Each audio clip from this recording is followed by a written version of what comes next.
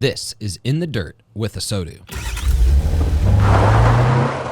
All right, I'm here with Tony Thomas, new to the ASOTU community, so we want to introduce him. Dealer, tell us a little bit about your group and a little bit about yourself.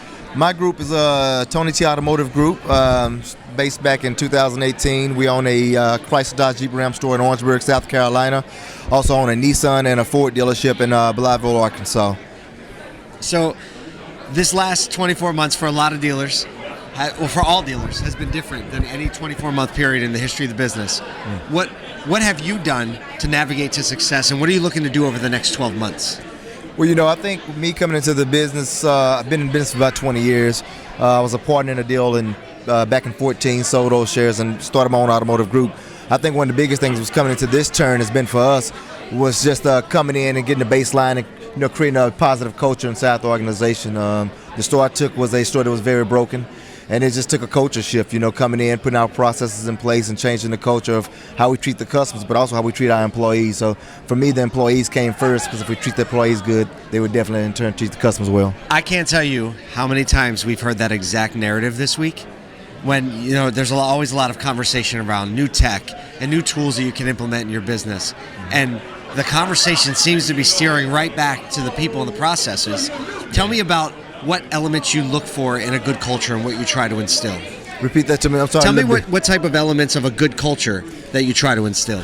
Positive, upbeat, making sure that when the customers come, when your salespeople or your employees come in, that you have good benefits set up for them, and also you got proper training processes, because sometimes people don't know what bad habits are.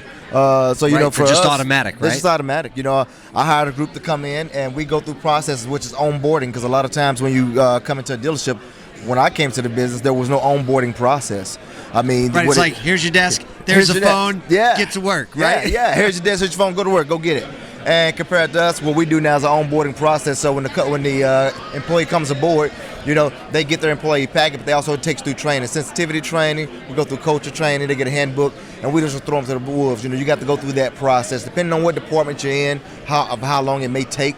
But I think it's important that they know that the culture and the lay of the land and what it is, and where they could go if they have issues. Because sometimes we don't even know. Absolutely, because they're not told. Yeah, they're not told. So that means you're not raising your hand when there's a problem. You don't even know what to do with it. That's right. So you sit on it, and that's probably information you need or a manager needs to hear. 100%. So give me an example. Like, we'll pick a salesperson. Right. What does a salesperson's onboarding process look like at your stores? About how long? Like, what do they go through? What does that look like? So the onboarding process, after you get through the initial phase of maybe doing your employee application, which we do online, so we can not have try to dispose of so much paperwork. Right. We're doing it online. We send out for your background checks. Yep. Which typically takes about sometimes 72 hours for us in the state. In South Carolina, it does. And then at that point right there, once we get the process back and drug screening and all is done, then they set up a date and a time for that employee to come in, and they go through that one-day onboarding, which is putting all your paperwork together, going through the handbook, setting up your payroll if you want payroll deduction, which we typically do payroll deductions. We go over the employee and benefits package at that point in time, and then we do a start date of when it is, and typically if it's a salesperson, now they got to go through training. So that training for them starts, that's a 1 week training of, hey, this is what it is, get into the systems, your CRMs, your DMSs, this is how our appointment process goes, our internet process goes. So we kind of go through that whole basis of the premises of it. What are the things that you do on the company culture side? You just went through a lot of things that are kind of... I think I just turned my mic off. So I'm gonna leave the interview. Saw you. So you were asking me a question about some of the things we do for a culture change.